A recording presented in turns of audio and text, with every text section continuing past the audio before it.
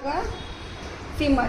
Femur or thigh bone is the longest and strongest bone of the body. In Ayurveda it is called as a urvasthi. So we'll see the side determination of femur. First we have to identify upper end, then lower end and the shaft. First point होगा head का. Upper end bears rounded head which is directed medially upward. Then lower end is widely expanded from side to side to form two large condyles. So this is the upper end and this is the lower end. And third होगा side determination का point shaft. Shaft is convex forward. Shaft is convex forward. So this is the bone of right side of the leg. Then we will see anatomical position. First point होगा head. Head का direction होगा, head is directed medially upward and forward and it articulate with the acetabulum of hip bone to form hip joint. Then second point will be the determination of shaft. Shaft is directed slightly obliquely. Shaft is directed obliquely and medially so that lower surfaces of two condyles lie at the same plane. So this is the anatomical position of femur. We'll see first upper end, then shaft and the lower end. In upper end there are 6 features. First head, second neck, third is greater trochanter, fourth is lesser trochanter, fifth is intertrochanteric line on the anterior aspect and 6 intertrochanteric crest on the posterior aspect. So first point of the upper end is head. Head is directed medially upward and forward. Then it articulate with the acetabulum of hip bone to form hip joint. Then there is a feature on the head. It is roughened pit. This pit is called as a fovea. Then second point is neck. So neck connects head of the femur with the shaft of the femur. Neck has two surfaces, anterior surface, posterior surface and two borders, upper border and lower border. So first is anterior surface. Anterior surface joins the head of the femur with shaft along the intertrochanteric line and it is flat from above downwards. Then we will see posterior surface. Posterior surface is concave from side to side and convex from above downwards. Then second borders, upper border and lower border. Upper border of the head meets the shaft at greater trochanter. So this is the upper border of the neck. Then lower border of the upper end of the femur meets the shaft at lesser trochanter. So these are the features of neck, two borders and two surfaces. Then third feature is greater trochanter. So this is the greater trochanter of femur.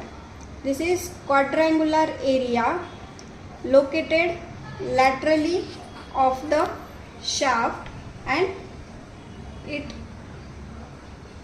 located laterally and at the upper end of the shaft. It has 3 surfaces and 1 border, upper border with the apex and 3 surfaces. First is anterior surface. This is the anterior surface. Second, lateral surface and third is medial surface. So this is the medial surface of greater trochanter. We will see surfaces one by one. This is the anterior surface of greater trochanter. it has rough lateral part. So this is the rough lateral part of anterior surface of the greater trochanter. Then this is the lateral surface.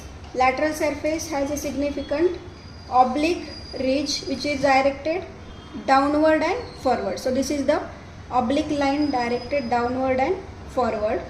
Then third surface is medial surface. Medial surface has two features. First is impression above. So this is the impression above and this is the fossa below. This is the trochanteric fossa on the medial surface of the greater trochanter. So these are the features of greater trochanter. Three surfaces and one border with the apex. This is lesser trochanter. Lesser trochanter is a conical eminence directed medially backward and present at the junction of posterior-inferior part of the neck with the shaft. So this is the lesser trochanter present at the posterior-inferior part of the neck with the shaft. Then next feature is intertrochanteric line. Intertrochanteric line is present on the anterior aspect of the femur of the upper end.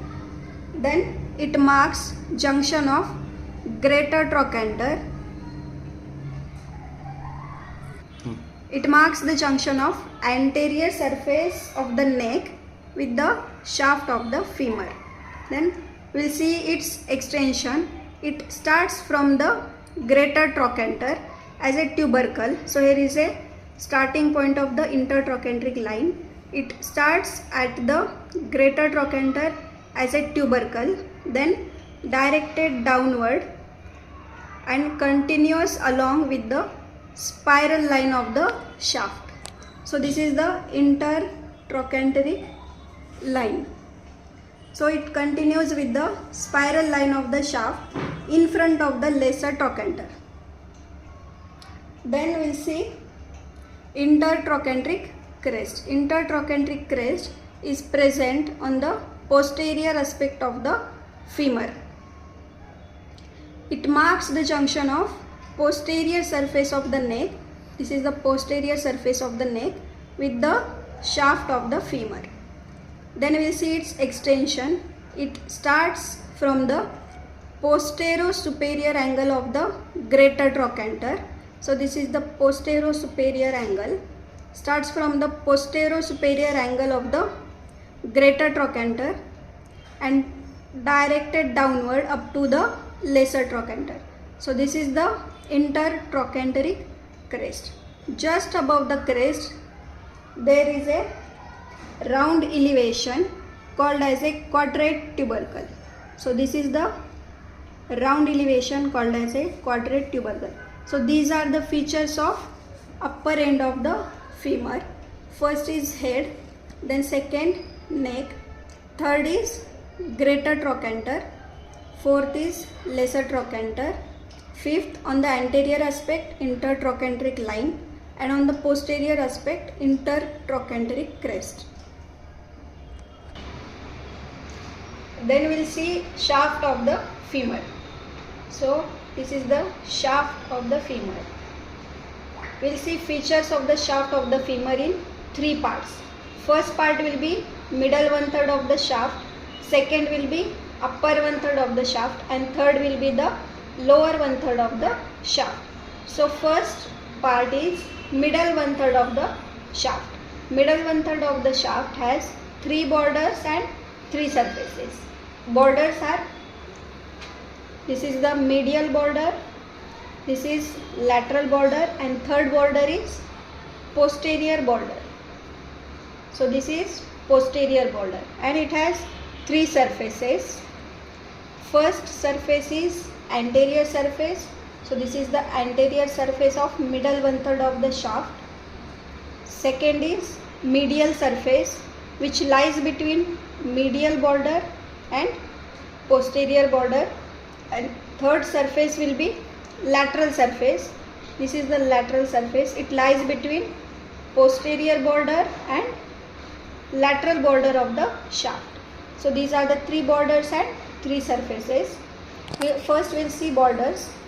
Medial border and lateral border, these are ill-defined. These are not prominently seen. Then third border is posterior border. Posterior border is prominent and it is in the form of roughened ridge called as a linea aspera. This is the linea aspera. So posterior border of the shaft of the femur is called as a linea aspera. It is, the linea aspera has two lips, medial lip and lateral lip. So these are the two lips of the linea aspera. First is medial lip and second is lateral lip. Then we will see upper 1/3 of the shaft. Upper 1/3 of the shaft has common borders, medial border and lateral border, which are ill-defined. Third border, the posterior border from the middle 1/3 of the shaft diverge in the upper 1/3 of the shaft to form two lips or two lines, so it will cover the additional posterior surface. So upper 1/3 of the shaft has four borders and four surfaces. Borders, medial border, lateral border, and the two lips of the linea aspera diverge as medial lip as a spiral line. So this is the spiral line which continues as the medial lip of linea aspera, and second is lateral lip, which is continuation of lateral lip of gluteal tuberosity. So this is the gluteal tuberosity. This is the lateral lip of gluteal tuberosity. So between spiral line and lateral lip of gluteal tuberosity, there is an additional fourth surface which is called as a posterior surface of the shaft. So upper 1/3 has four surfaces. Anterior surface, this is the anterior surface between medial border and lateral border. Second is medial surface between medial border and spiral line. Then third is posterior surface which lies between spiral line and lateral lip of gluteal tuberosity, and fourth is lateral surface which lies between lateral surface, lateral border and lateral lip of gluteal tuberosity.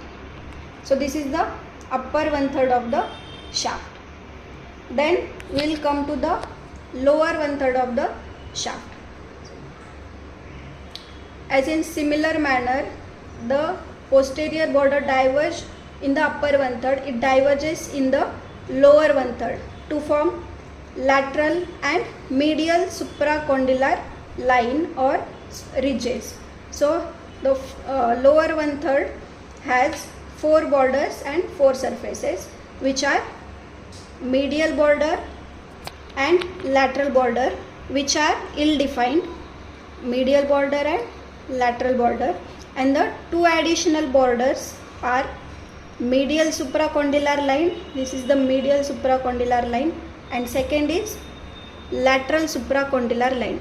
So this is the lateral supracondylar line. Between medial supracondylar line and lateral supracondylar line, there is a formation of additional surface in the lower end of the femur. This is called as a popliteal surface. So this is the popliteal surface of the femur. So lower end has four surfaces. First, anterior surface, this is the anterior surface of lower 1/3 of the shaft. Second, medial surface, this is the medial surface. Third is lateral surface, and fourth is popliteal surface. So these are the three parts of the shaft: middle 1/3, upper 1/3 and lower 1/3. Middle 1/3 has three border, three surfaces. Upper 1/3 and lower 1/3 has four border and four surfaces. Now we will see lower end of the femur. As we have discussed in the side determination, lower end is widely expanded from side to side to form two large condyles. So these are the condyles of the femur. One is medial condyle. So this is the medial condyle which lies on the medial aspect, and this is the lateral condyle which lies on the lateral aspect.